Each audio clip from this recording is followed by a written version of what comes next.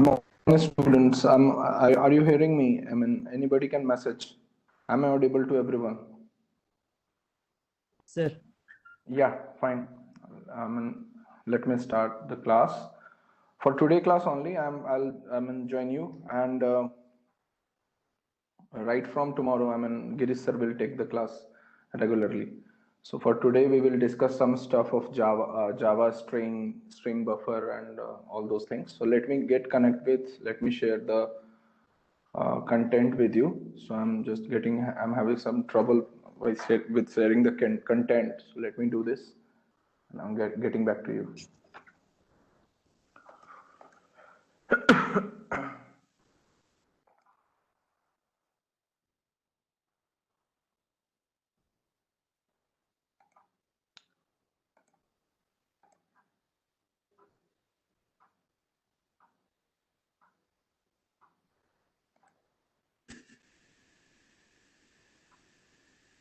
आप लोग अपने जो ऑडियो है उनको म्यूट कर लीजिए.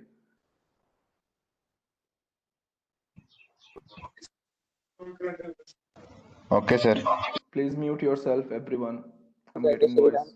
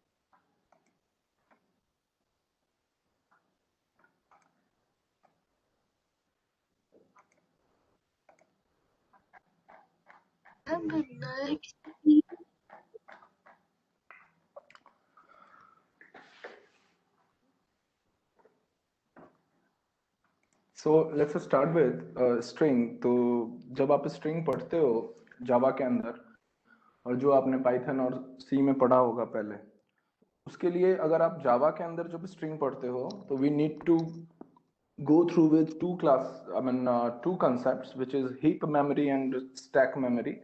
So I have discussed in class of 2L that what is a stack memory and how it is getting filled and how it is getting cleared and how it is getting deleted. तो अभी वापस इसको एक बार देखते हैं. Screen सबको दिख रहा है? Anyone can message? Yes, sir. Okay. So what basically heap memory is and what basically is stack memory is. So the first point is it is used to store the objects, and stack memory is used to store function call and local variables. Fine. Local variables means जो भी variable आप I का value अगर लेते हो, int I, j, anything, and if you are calling that particular variable with some function, you are making some function like add, subtract or anything else.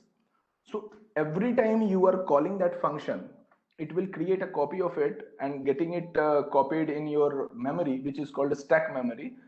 And every time you are calling it, it is getting filled one by one like I plus plus. Fine. So there is a variable called top, and which is at top equals to -1. So every time a new variable is getting into your stack, what you have allocated for your variable, the top is getting like top plus plus. So once there is a variable or function call is there, or anything which is allocated in the stack memory, so it will be like top equals to top plus 1. So now when initially the top was at -1, if we will add something into it, -1 plus 1, it will be top equals to now 1. So when sorry, 0, -1 getting cancelled with 1.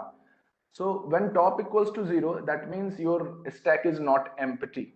Fine. So these all things you will get to learn in data structure.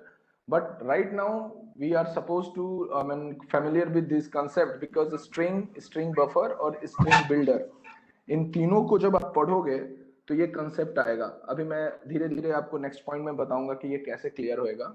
दूसरा point, when any memory is totally dependent, or when any memory is totally oriented on the objects, fine. So if we are creating something, like we are using new keyword to create something, so if we are creating something which is object oriented, so that particular object, fine, object class is being classified into two or three parts. I mean, the three parts are called a string buffer and a string builder. Fine. So if we are storing some object, it will be stored in heap memory. Fine. And the second part is, we are getting out of memory error when we are dealing with a heap memory. तो अभी आप जब string buffer और string जब use करोगे और उसमें कुछ भी गलती करोगे या उसके अंदर कोई भी exception आएगा, तो आप लोग कुछ ऐसा error पाओगे जो आपके स्क्रीन पे दिख रहा है. I'm getting it.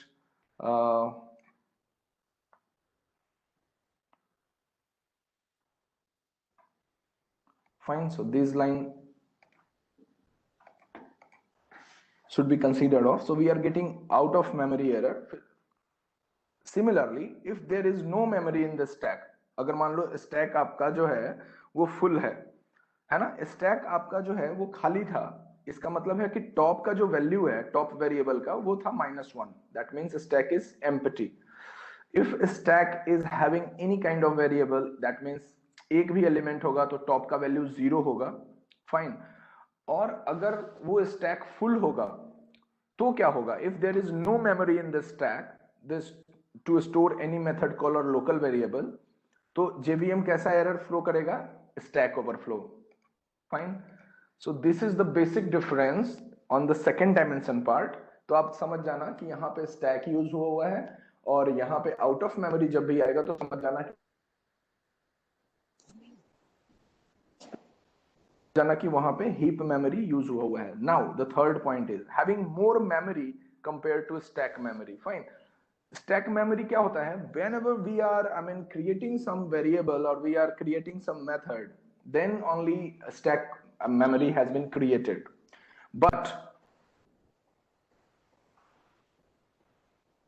when there is a point कि अगर आपको मान लो कि memory के आपने कुछ भी allocate नहीं किया, तो अगर आपने कुछ भी allocate नहीं किया है तो वो directly stack memory में नहीं जाएगा, heap memory के अंदर जाएगा. Fine.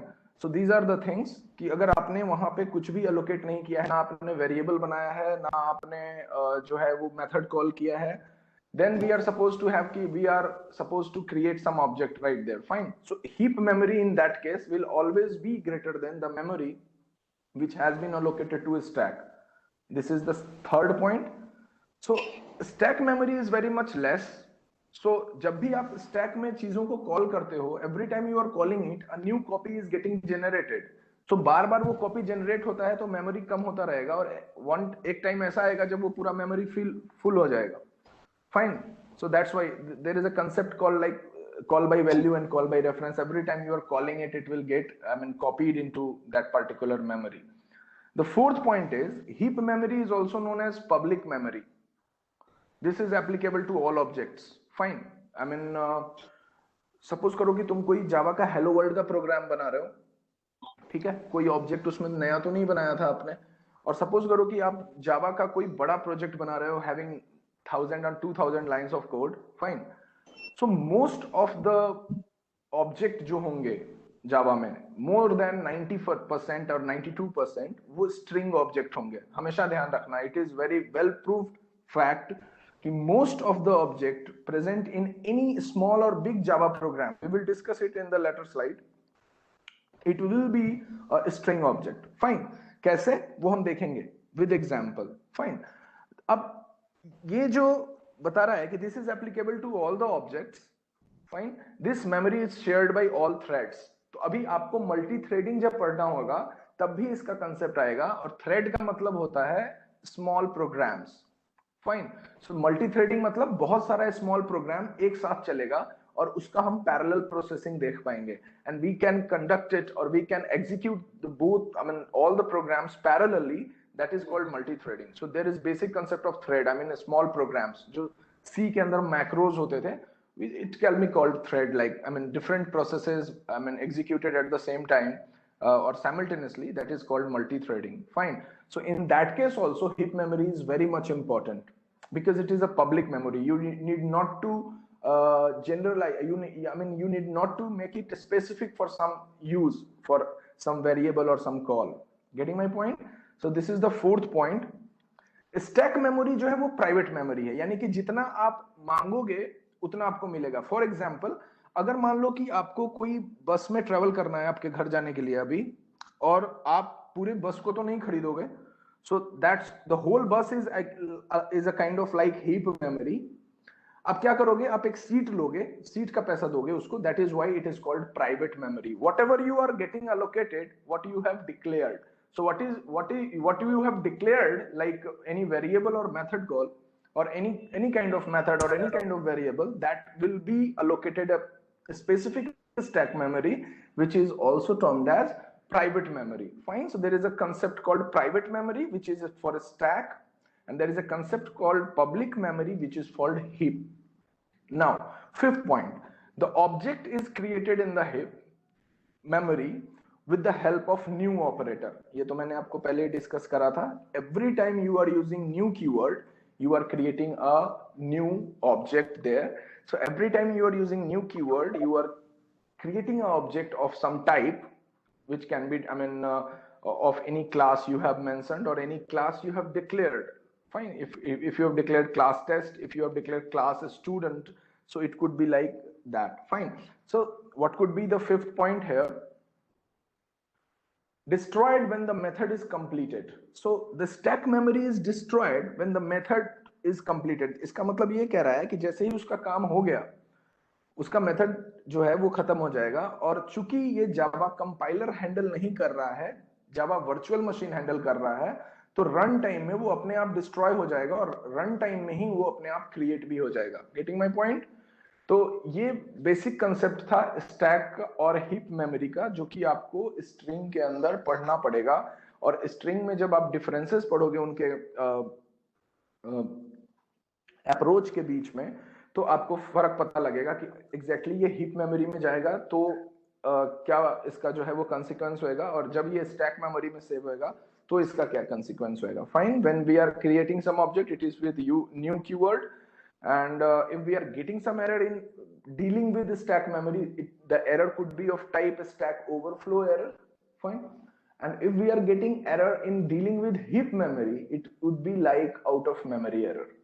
So basically what need to be learned and getting into your mind is, I have highlighted the things. I'll share the things if needed. Otherwise, it is also available on Java T-Point and many other sites. Fine. I have just picked it from there to make it easy. Fine. So it is created in the heap, the new operator. तो यहाँ तक कोई दिक्कत हो तो आप एक बार मेरे को पूछ सकते हो कमेंट बॉक्स में, जहाँ मैसेजेस करते हैं. I am waiting for your messages. So please, any student is having any issue, let me know.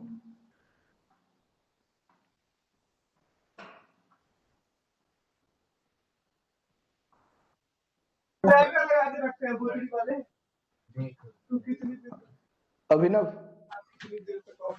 Abhinav, keyboard वगैरह. अभिनव,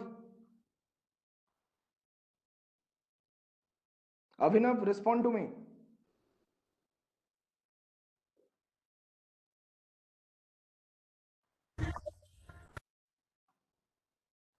अभिनव,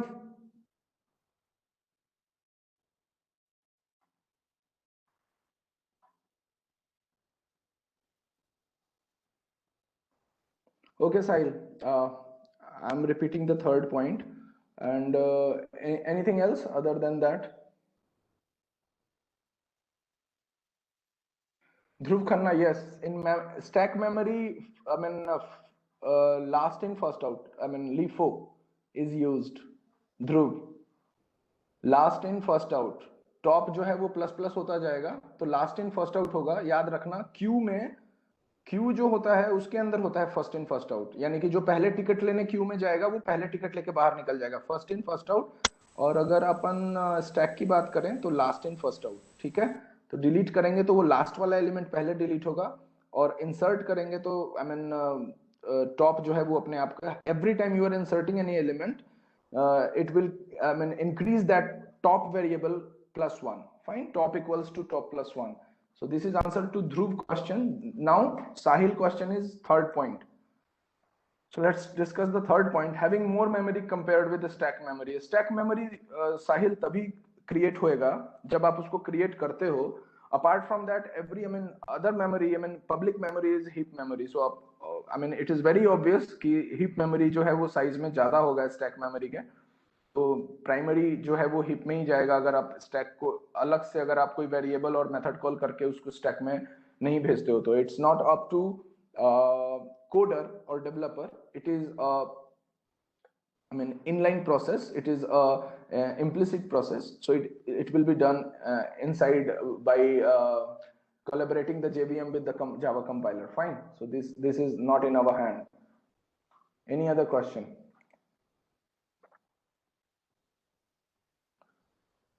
What kind of question is this? Vishal Agarwal, I mean Girish sir लेंगे भाई class, Girish sir लेंगे, मैं अभी पढ़ा रहा हूँ, अभी कोई दिक्कत हो तो बताओ. Can you give simple definition of stack memory? Yuvraj,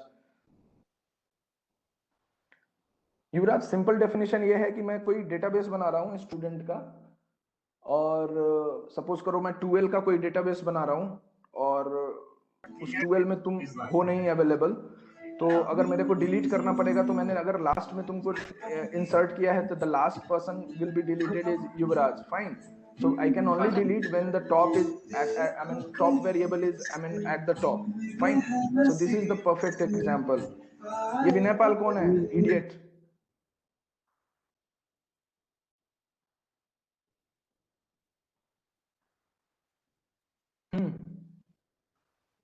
I'm writing the names.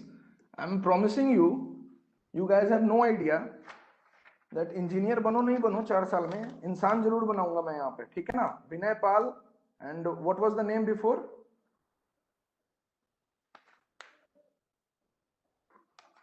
Idiot. Leave the class. I don't need you. Yuvraj, I mean, are you getting my point? Everything, whatever you are doing in dealing with database or anywhere, it is stack memory allocation. Fine. When you are, I mean, deleting the last element inserted and first element inserted. So there are lots of example like that. So it is all about when we are dealing with JDBC and Java database connectivity. जब website बनाओगे तो जो भी entry करोगे और उसको delete करोगे और उसको स्टोर करोगे, तो ये स्टैक ही काम आना है. Abhijeet Rana, second point. Second point है अभिजीत कि अगर मान लो कोई तुम एरर आता है तुम्हारे प्रोग्राम में, अगर तुम कोई प्रोग्राम बनाते हो और उसमें कोई एरर आता है, तो वो कुछ ऐसा दिखेगा.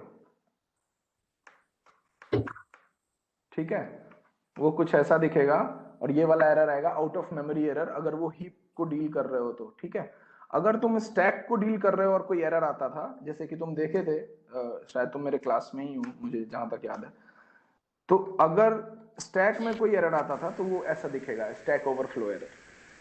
Fine, so there are two kinds of error: out of memory error, which is deal when we are dealing with heap memory, and there are other kind of error which is a stack overflow error, यानी कि stack आपका पूरा full हो चुका है, वो error जब आपको देगा JVM, तो दैट विल बी, उसको देख के आप समझ जाना कि ये स्टैक का डील कर रहा है.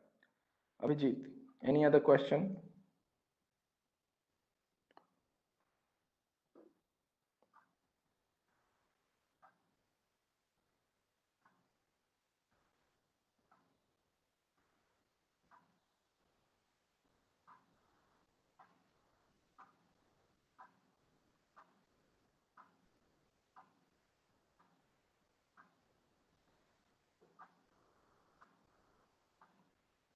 या विशाल, ये सारा स्पेस जो है वो रैम से ही लेगा, प्राइमरी मेमोरी और जो आपने पढ़ा था वही है पूरा स्टोरी इसका।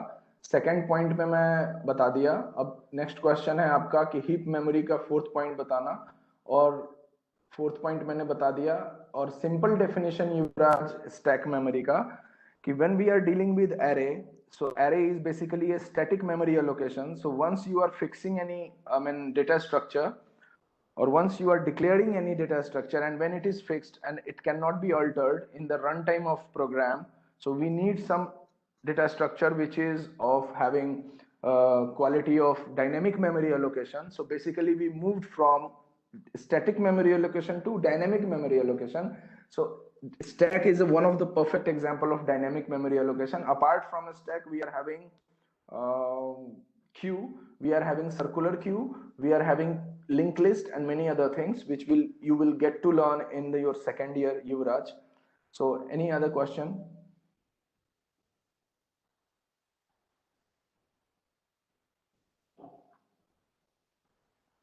इन बिटवीन के लिए आप सर्कुलर की यूज कर सकते हो, लिंक लिस्ट यूज कर सकते हो, और ऐसा नहीं है कि स्टैक मेमोरी में सिर्फ आप डिलीशन के लिए जो है आपको वेट करना पड़ेगा लास्ट एलिमेंट में. So you have to basically shuffle the elements.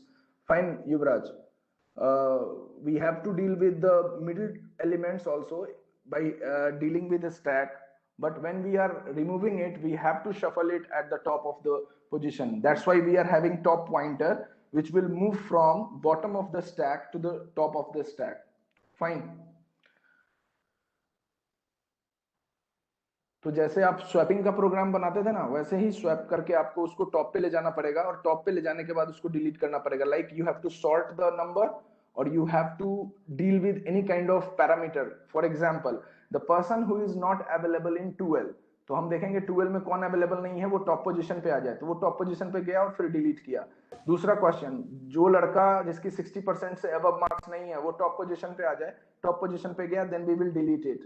वो लड़का जो 80% में है वो टॉप पोजीशन पे आ जाए, and then we will shift them to the 6th cell or 7th cell. So there are lots of consequences. You need to learn this in your DBMS and data structure class. Yuvraj, any other question? I'm for today only, so you can ask me. I mean, please. आगे बढ़े, थोड़ा string पढ़े. Thank you Yuvraj. So let's move to the next point. यहाँ पे आपने ये सारा चीज पढ़ा. सेकंड पॉइंट में जो था, ये हम एरर की बात कर रहे थे, ठीक है ना. तो कंफ्यूज मत होना, जो एरर तुमको आएगा जेबीएम में उसकी बात हो रही है यहाँ पे, ठीक है. तो इस काइंड का एरर आएगा तो आप समझ जाना we are dealing with heap और we are dealing with stack. So this is the basic difference. Now this keyword आपने पढ़ा था, तो दिस कीवर्ड का भी जब स्ट्रिंग पढ़ोगे तो उसमें बहुत यूज आएगा. मैंने सिर्फ एक डेफिनेशन जो है वो बताया था कि current class variable, current class method, current class constructor. I mean current जब भी आएगा तो आप दिस यूज करोगे. अगर कोई पेरेंट टाइप का वेरिएबल और मेथड को डील करना है, या फिर तो या पेरेंट कंस्ट्रक्टर को डील करना है, तो सुपर यूज होता था, ठीक है. तो एक छोटा सा प्रोग्राम बनाया है जिसमें कोई एग्जांपल में इसमें दिस का नीड नहीं है. अब देखो, there is no need of this keyword. Class test लिया, ए और बी को इनिशिएट किया, ए प्लस बी को SOPLN किया, सिस्टम आउट प्रिंट एलन. यहां से आपका क्लास void main शुरू है, starting of the program. Fine, this is the starting of the program. I am increasing the size now.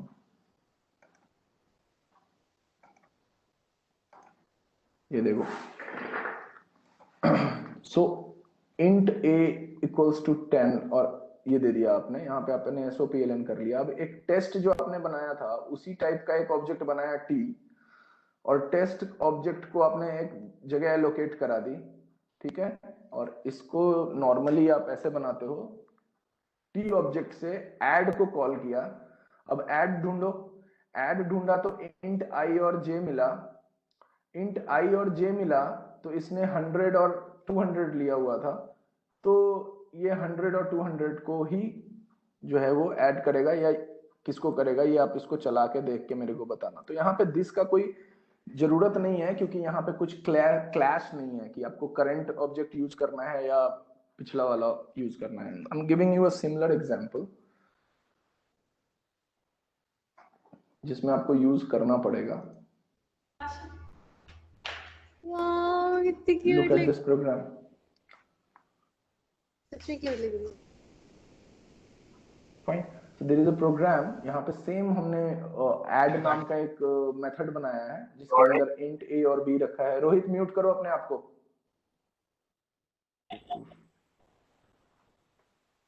Int ए और B बनाया है, ठीक है, और यहाँ पे आप इसको परफॉर्म कर रहे हो। So now you are pointing, ये वाला लाइन के बाद this line is very important. इस लाइन में देखो, जब आपने दिस किया होगा तो आपने डेफिनेटली देखा होगा, but I am just clearing the fact कि this dot A plus this dot B को ऐड करना है आपको, ठीक है। ये वाला जो है ये क्या प्रिंट करेगा, और ये वाला लाइन जो है ये क्या प्रिंट करेगा।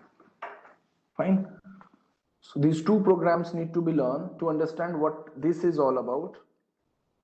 Fine, so अब यहां पे जब तुम कॉल करोगे t डॉट एड तो जरूरत पड़ेगी दिस की, क्योंकि ये वाला दिस जो है वो करंट मेथड को कॉल करेगा। ये ab जो है नॉर्मली ab को उठाएगा, क्योंकि यहां तक जो है वो ऐड कॉल हुआ था। अब जब ये वाला ऐड को तुम कॉल करोगे, डूइंग दिस रेड, फाइन, अब ये देखो फंक्शन, ये ऐड को जब तुम कॉल करोगे उससे पहले यहाँ पे ये इनिशिएट हो चुका है। फाइन, सो मेरे को इन दोनों का जो है वो एक आउटपुट बता दो कमेंट थ्रेड में। I am waiting for your answer. Akshit 30,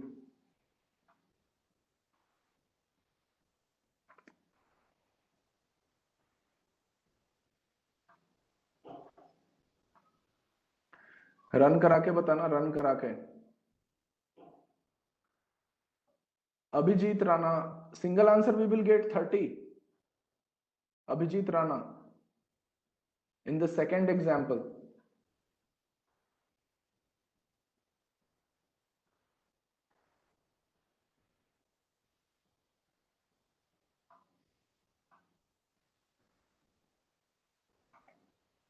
the point is, ठीक है अभिजीत, समझ गया। The point is everybody is getting the right answer, 330 whenever we are using this keyword. So getting my point, why what we are doing here, यहाँ this जो है वो इस line के नीचे यूज हुआ था, लेकिन जब तुम यहाँ ऐड पे पहुंचे, आपको याद होगा कि जब हम एक नॉर्मल प्रोग्राम कर रहे होते हैं और जब तुम यहाँ पे दिस यूज करते हो तो ऐड के साथ तुम्हारा ये दिस यूज हुआ है। जैसे ही तुम यहाँ ऐड पे पहुंचे, ठीक है, ऐड जो है वो तुमको ले जाएगा सीधा टी के पास।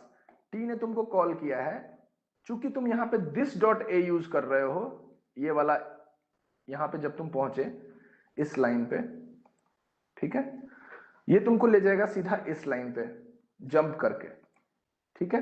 यहां पे जाने के बाद तुमको पता चला कि दिस डॉट ए के अंदर करंट ऑब्जेक्ट 100 है और फिर 200 है, तो सबसे पहले जो है वो ये वाला लाइन एग्जीक्यूट करेगा, because this is all about to deal with the current object, ठीक है।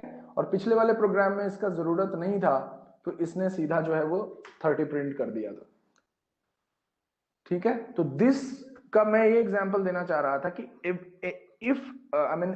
if and only if your function is getting you dealt, मैंने एक एग्जांपल बताया था ना कि अगर मान लो कि तुम दिस से कोई दिस अगर तुम ऐसे यूज करते हो विदाउट एनी आर्ग्यूमेंट, और दिस अगर तुम ऐसे यूज करते हो, please don't mind the test cases because ये अपने आप हो रहा है, या दिस जब तुम ऐसे यूज करते हो, फ्लोट तो जावा सपोर्ट इन्फ्लुएंस करता है, ठीक है ना। So if this kind of things are there, so every time you are calling T dot add, है ना, और टी जो है वो किस टाइप का है, तुम्हारे क्लास के टाइप का है, तो वो क्लास में जाएगा। क्लास के पास पता चला कि जो दिस को तुम कॉल कर रहे हो उसमें नो आर्ग्यूमेंट है, ठीक है, तो वहां से वो बाहर प्रिंट कर देगा। लेकिन अगर आप उसके अंदर गए और आपको पता चला कि नहीं उसके अंदर तुमने डबल पास किया हुआ है, तो वो ये डबल वाला जो पार्ट है वो सीधा इस वाले ब्लॉक में आएगा, और ये वाला प्रिंट होगा. So that's how this concept is getting down. I mean, you have gone through with lots of questions like that. Fine. So this is the second case. Now the most important part, string in Java. So basically we will deal with the Avinash, there is a question why this keyword is used in the first line of constructor. Where we have used in the first line of constructor? Avinash, where we have used in the first line? We have never used. वो लिखा था मैंने कि is needed है या नहीं.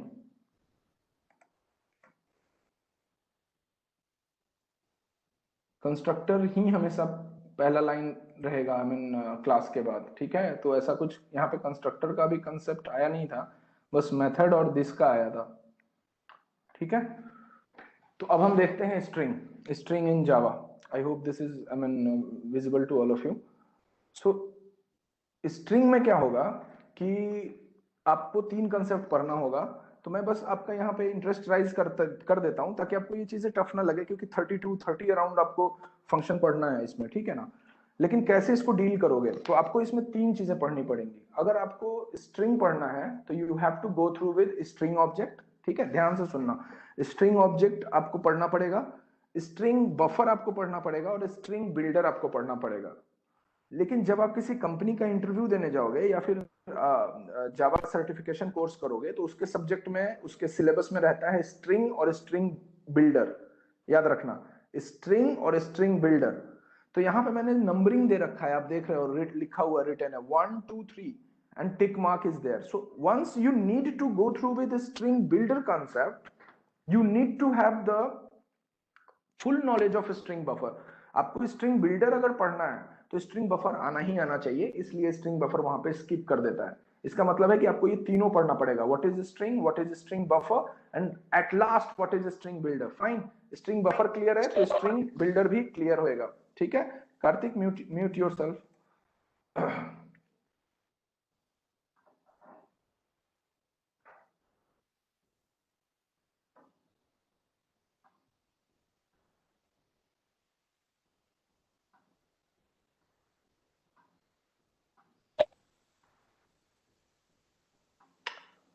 अमृतजोत, मैं इस आपके लास्ट में आता हूँ इस क्वेश्चन पे. ठीक है, ये वाला सीख लो, फिर मैं बताता हूँ आपको कि एरर आएगा या नहीं आएगा. Let me finish it off, then we will move to your questions only. I mean there are 2 और 3 कंसेप्ट. उसके बाद आपको स्ट्रिंग पढ़ने में डेफिनेटली थोड़ा मजा आएगा. अब आता भी होगा जिनको, तो एक बार ध्यान से सुन लें. ठीक है, तो आपको स्ट्रिंग पढ़ना है, स्ट्रिंग बफर पढ़ना है और स्ट्रिंग बिल्डर पढ़ना है. स्ट्रिंग बिल्डर आपको सबसे लास्ट में पढ़ना है और स्ट्रिंग बफर आपको आना चाहिए अगर स्ट्रिंग बिल्डर पढ़ना है तो. That's the whole story for now. The second story is the most commonly used object, जो मैंने आपको बताया था इन एनी बिग और small Java project are string object. Fine. So if you are using around 1000 of objects, fine. So more than 900 objects would be like of string type. तो जितना, अगर मान लो आपने 1000 लाइन का कोड बनाया हुआ है या फिर 1000 ऑब्जेक्ट यूज किया हुआ है अपने प्रोग्राम में, तो 900 से ज्यादा या 900, उससे ज्यादा या 900 जो है वो स्ट्रिंग ऑब्जेक्ट्स ही होंगे. इतने ज्यादा स्ट्रिंग ऑब्जेक्ट का सिग्निफिकेंस है जावा प्रोग्रामिंग में. लेस देन 100 जो है वो सारे अदर ऑब्जेक्ट्स मिला के होंगे. फाइन.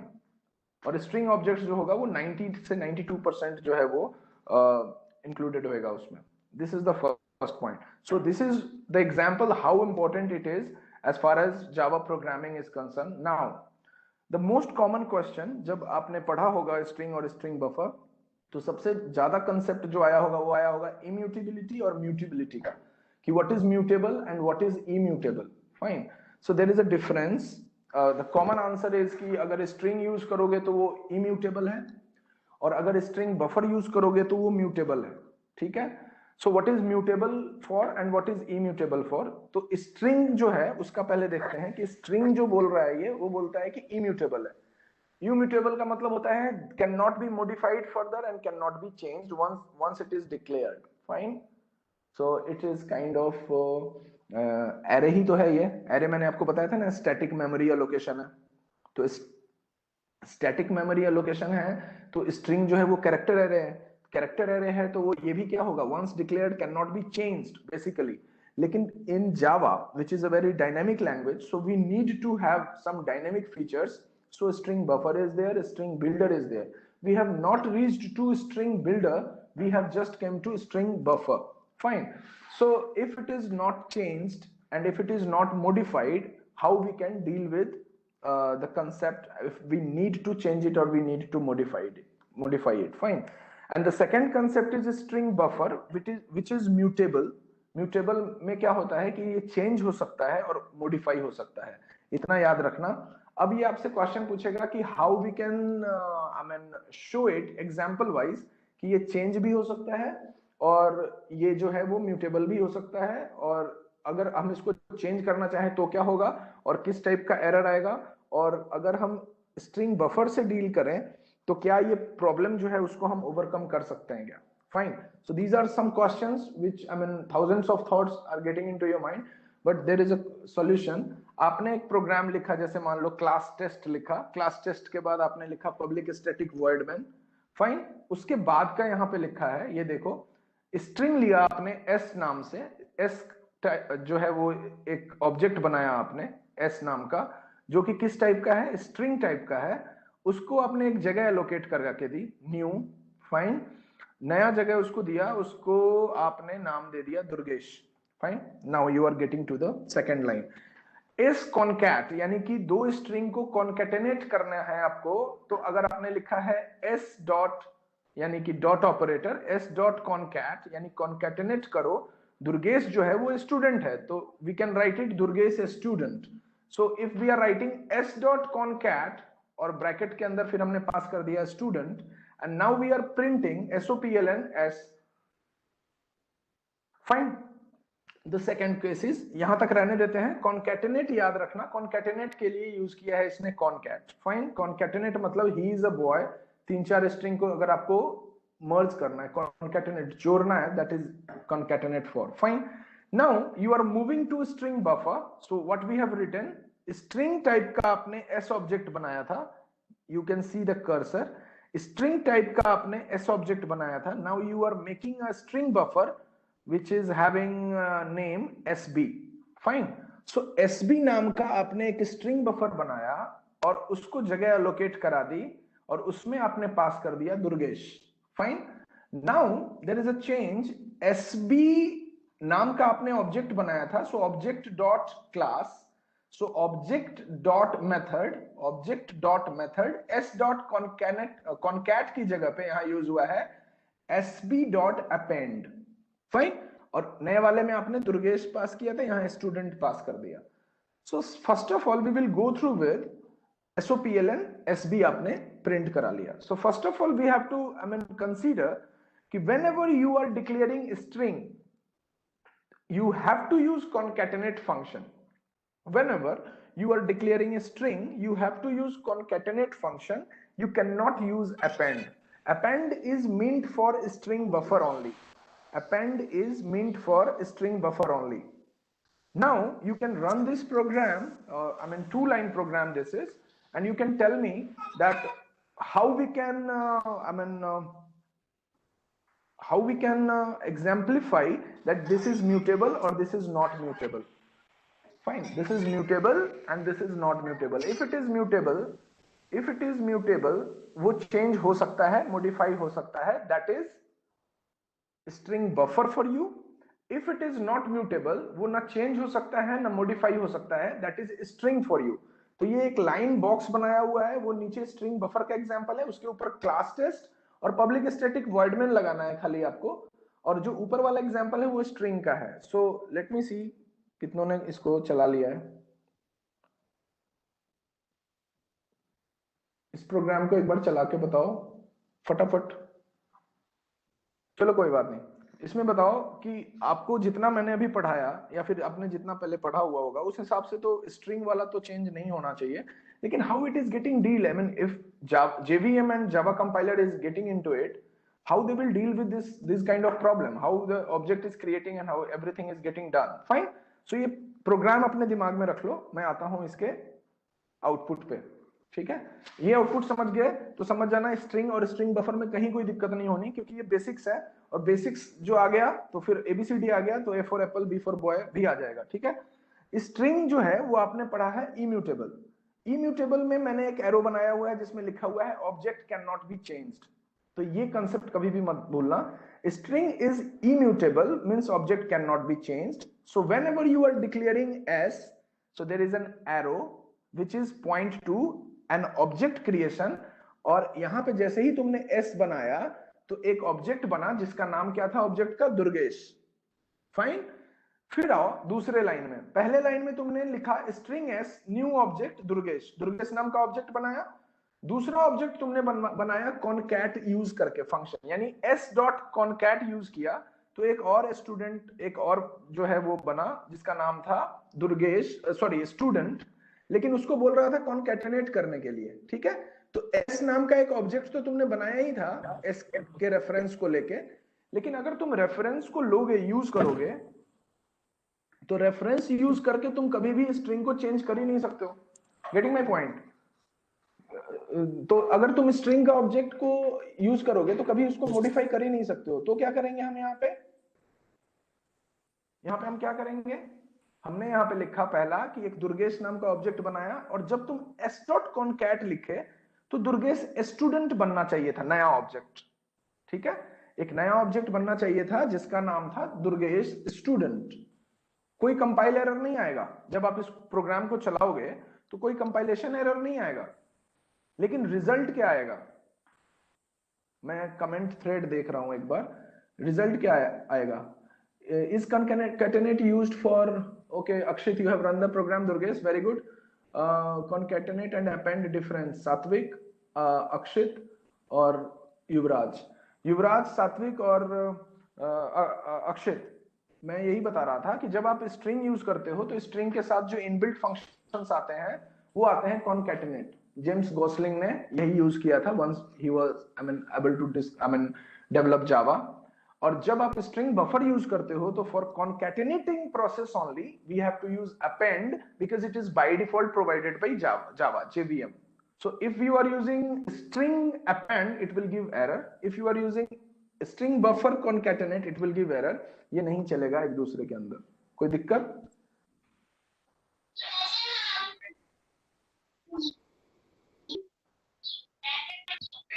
स्ट्रिंग जो है वो ऑब्जेक्ट है, object itself is a class, तो जब ऑब्जेक्ट को आप वेरीफाई क्लासिफाई करोगे तो वो होता है string, string buffer, string builder and so on.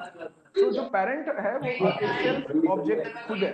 ठीक है अभिषेक, तो स्ट्रिंग जो है वो प्री डिफाइंड डेटा टाइप भी है based on its usage, but string is basically a object, not a class.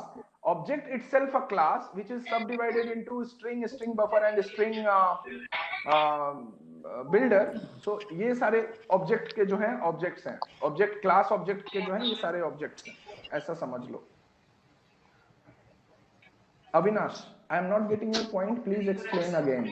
Avinash, जो स्ट्रिंग बफर है उसके कुछ अपने प्री डिफाइंड फंक्शंस हैं जो यूज होने हैं, तो जब आप उसको स्ट्रिंग बफर को जोड़ते हो आपस में, which is very much dynamic in nature, तो उसके लिए अपेंड जो है वो बाय डिफॉल्ट दिया हुआ है जावा के, मतलब जावा ने प्रोवाइड करा हुआ है। और जब आप स्ट्रिंग यूज करते हो तो उसके लिए बाय डिफॉल्ट कॉनकैटिनेट यूज होता है। जब आप स्ट्रिंग बफर में कॉनकैटिनेट यूज करोगे तो कभी यूज नहीं होगा। जब आप स्ट्रिंग के अंदर अपेंड यूज करोगे तो वो एरर देगा, because they have no library files which will lead them or which will recognise them to append or something. It is just like कि फर्स्ट ईयर स्टूडेंट के पास जावा है तो वो जावा अगर पढ़ना होगा तो फर्स्ट ईयर स्टूडेंट को ही मैप होएगा, और अगर सेकंड ईयर के पास जो है वो पाइथन है तो पाइथन जो मैप होगा तो सेकंड ईयर स्टूडेंट को ही होगा। Getting my point Avinash? It is by default, we cannot help it. Okay, any other question? So let's finish it. Fine. अब पॉइंट ये है कि अगर तुमने मान लो कि ऑब्जेक्ट बना लिया था एस नाम का जिसका नाम दुर्गेश था, है ना, अब तुमने जब कॉन्कैटिनेट यूज किया तो कोई कंपाइल एरर तो आ नहीं सकता, क्योंकि Durgesh student fine you have used concatenate for string, it is possible, so there is no compile error. But the finally what you have read about string that ये immutable है. Immutable है मतलब कि object जो क्रिएट हो चुका है दुर्गेश वो चेंज नहीं होगा. तो अगर चेंज नहीं होगा तो दुर्गेश स्टूडेंट जो है वो कंपाइल तो होगा लेकिन वो गार्बेज कलेक्शन में जाके शिफ्ट हो जाएगा. तो आपको जो रेफरेंस वेरिएबल है वो तो यूज कर ही नहीं सकते स्ट्रिंग के अंदर.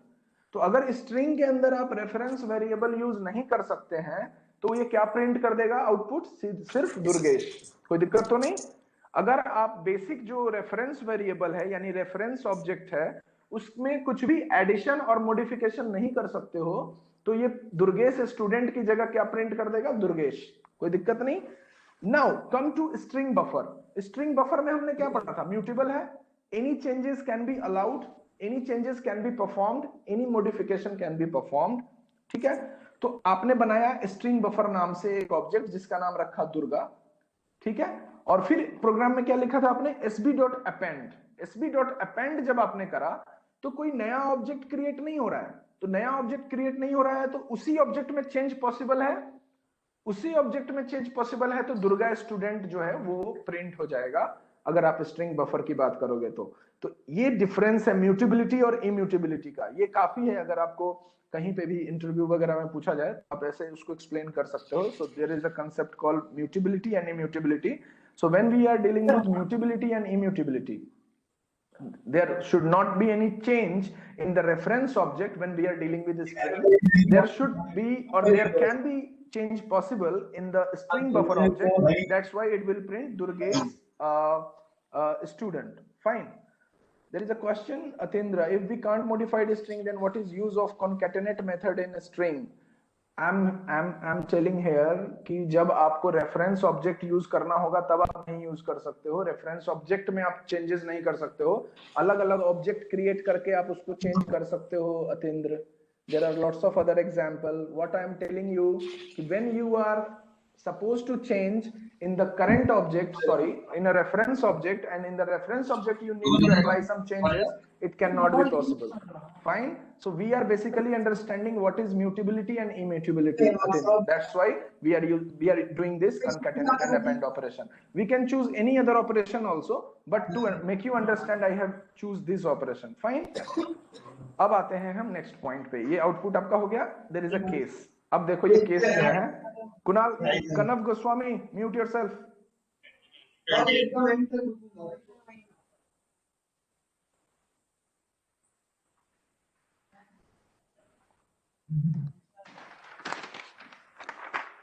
You all guys है ना, you have to bring your parents to me. You have no idea what you are dealing with. You are wasting my time, having no sense. Online exam करके dance कर रहे होते हैं. Sumant Kumar Reddy, Sumant Kumar Reddy, are you hearing me?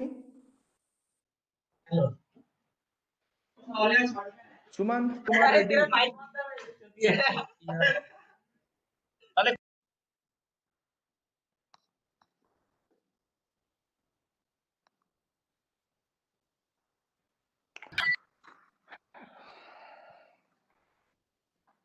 So there is a case. ये case को समझना.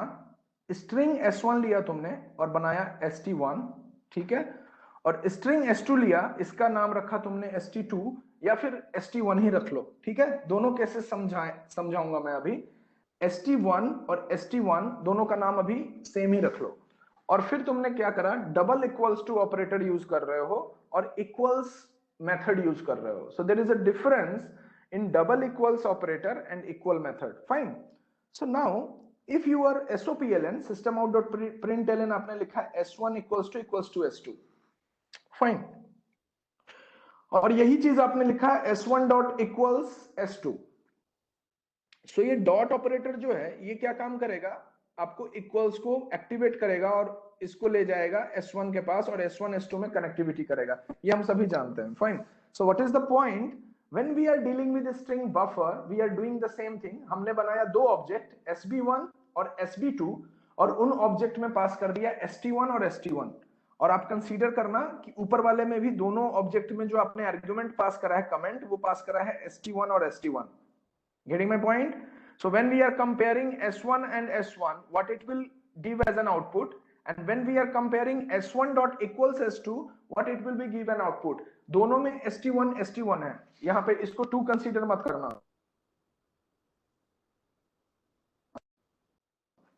And in string buffer also both are st1 and st1. इसको चलाओ मत अभी आप लोग अपने कंप्यूटर पे, बस इसको एक बार आप देखो और बताओ कि क्या इसका आउटपुट आना चाहिए. अक्षित, वेरी गुड. पहले आपने लिख दिया फॉल्स और फिर लिख दिया आपने ट्रू. दैट्स राइट, चला लिया इसको. और बताइए बच्चे. There is a single concept जो आपको अभी ध्यान रखना है इसमें, ठीक है.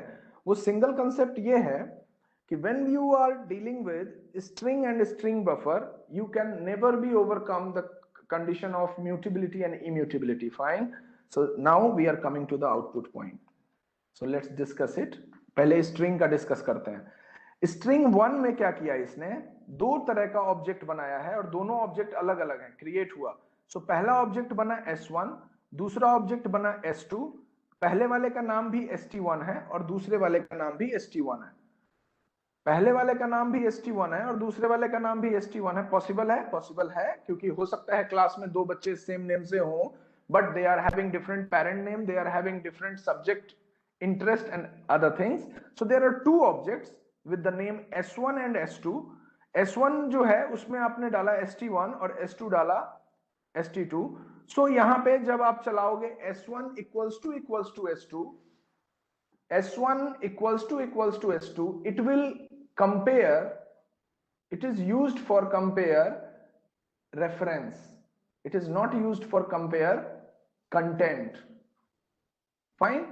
If both objects point to the same object, then only the answer will be true. If s1 and s2 both points to same object, fine, both points to same object. अब यहां पे देखो ऑब्जेक्ट क्या है, s1 और s2 है, और इस ऑब्जेक्ट का कंटेंट क्या है, st1 और st1. So content are same, but nevertheless irrespective of the content, double equals operator in string will always look for reference comparison, address comparison. इन दोनों का एड्रेस अलग अलग है, और एड्रेस अलग अलग है इसका मतलब ये हमेशा फॉल्स रिटर्न करेगा. कोई दिक्कत तो नहीं. There are two kinds of object we have created, s1 and s2.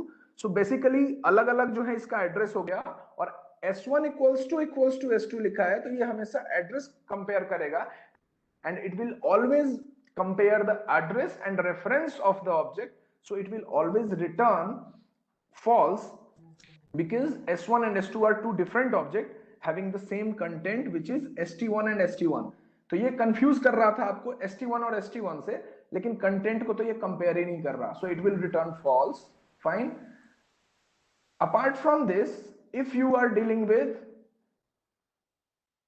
String buffer, पहला वाला लाइन जो है वो पहले चेक कर लेते हैं. तो स्ट्रिंग बफर में भी आपने दो ऑब्जेक्ट बनाया है, अलग अलग ऑब्जेक्ट. तो स्ट्रिंग बफर में भी इक्वल्स टू ऑपरेटर जो है वो रेफरेंस और ऑब्जेक्ट को कंपेयर करेगा. If both are pointing to the same object, if both are pointing to the same object, the answer will be true. If both are pointing to different object, that means sb1 and sb2. So there is a name called Mohan and there is a name called Mohan. So Mohan is in class 2L and second Mohan is in class 1L. So this means the condition is false. We are not looking for the same Mohan. So these two Mohans are not same, that it will always return false. Fine. Then there is a second point. Second point में क्या है कि object हमेशा जो है वो सब classify होता है स्ट्रिंग और स्ट्रिंग बफर में. फाइन. तो इक्वल्स मेथड जब तुम यूज करोगे अगर किसी क्लास में, equals method, dot equals method, तो ये एड्रेस और रेफरेंस कंपैरिजन के लिए ही यूज होता है. किसमें? दोनों में, स्ट्रिंग में भी और स्ट्रिंग बफर में भी. जो इक्वल्स मेथड है वो हमेशा एड्रेस और रेफरेंस वेरिएबल के लिए ही यूज होता है. अगर तुमको कोई बोलता है, बेसिकली कई वेबसाइट्स पे ये लिखा हुआ है, लेकिन जब तुम चलाओगे ये प्रोग्राम तो तुम्हारा ये कंसेप्ट क्लियर हो जाएगा कि ये कंटेंट को जो है वो कंपेयर करता है, but it is not comparing content any day. I mean, it is always meant for address and reference comparison. It is always meant for address and reference comparison, not for content. So दोनों में ये same काम करेगा, equals method. ठीक है, दोनों में equals method same काम करेगा. So what it will return now? Any answer? Let me check. अक्षित, अविनाश, कोई आंसर आना चाहिए यहाँ पे. False false, very good. और कोई? Avinash, there is a question from your side. Equals to or check the references, and equal to check the content of the string. Avinash, we are wrong. It will not check the content of the string. We are wrong. We are wrong, Avinash. False and false. Fine. Thank you.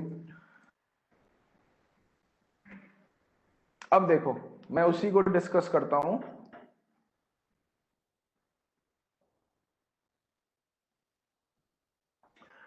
ये last point है, इसको ध्यान से समझना. Content वाला point में वापस समझा रहा हूं. अविनाश, बाकी सब ने जो है वो सही जवाब दिया था. आई गेस चला लिया होगा question.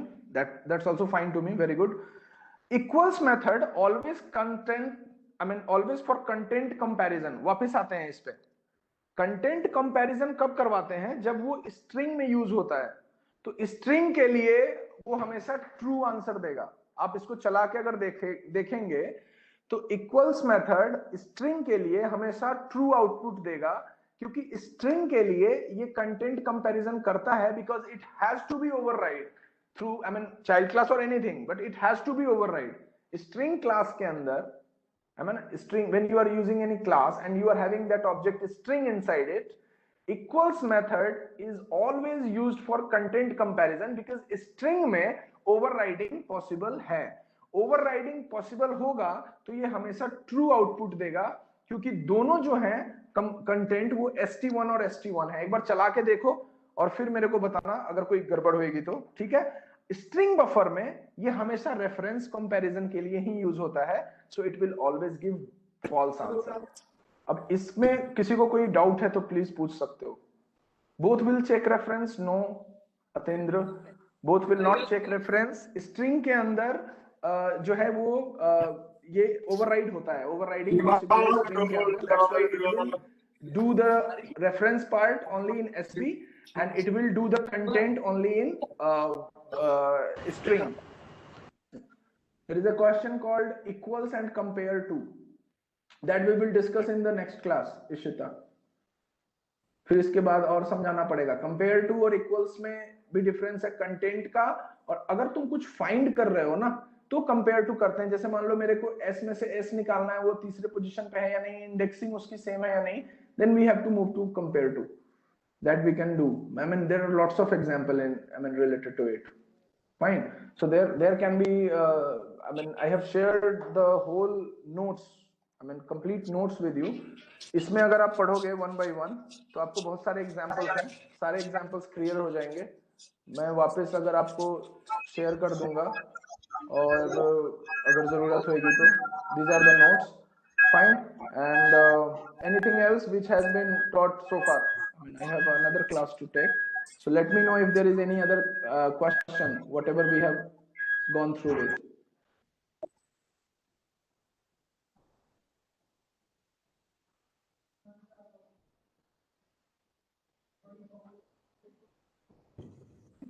Write it down, your questions. I'm waiting.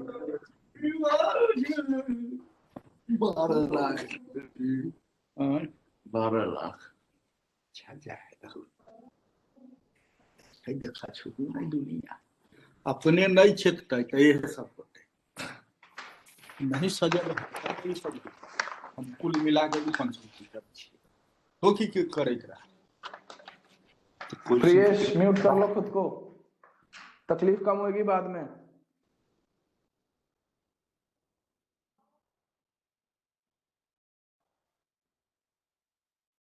So thank you very much. I'll share notes with you if required, और best wishes. आप लोग फिर continue करो अपनी पढ़ाई को. Thank you very much. Thank you, sir. Thank you. Thank you.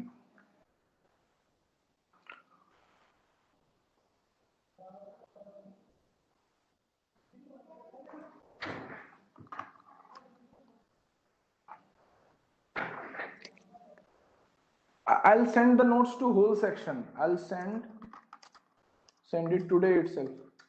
Fine. अगर ये तुम्हारे लिए काम का होगा, इसमें सब कुछ जैसे पढ़ा रहा हूँ मैं वहीं से पढ़ाता हूँ, तो आपको सबको काम आ जाएगा ये, ठीक है। अगर 12 वालों को आप जानते हो, 12 में मेरे स्टूडेंट्स थे, तो आप उनसे ये नोट्स ले सकते हो। तो अभिजीत राणा, मेरे को जहां तक लग रहा है आप प्लीज शेयर कर देंगे इन सबसे। अगर आप लोग किसी जावा ग्रुप पे हो तो वहां से शेयर कर देंगे, otherwise I will mail everyone. Fine.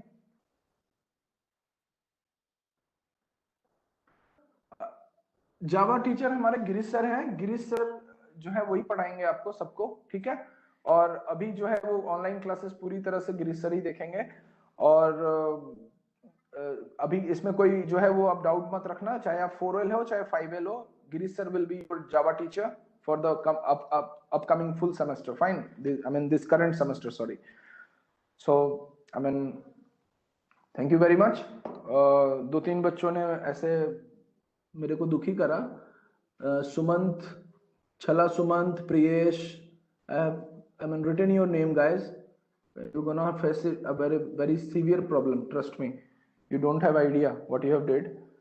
Abusing languages and everything is on record. So no matter, I mean fine. Thank you.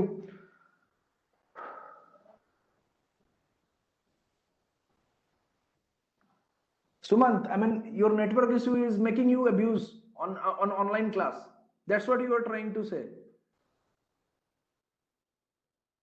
You are just, I mean you have just passed 12th, fine dear, and you are just, I mean you are trying to being over smart with me. Yeah, Yuvraj, please leave. Thank you very much. Thank you everyone. Please leave. You can join the other class. Thank you.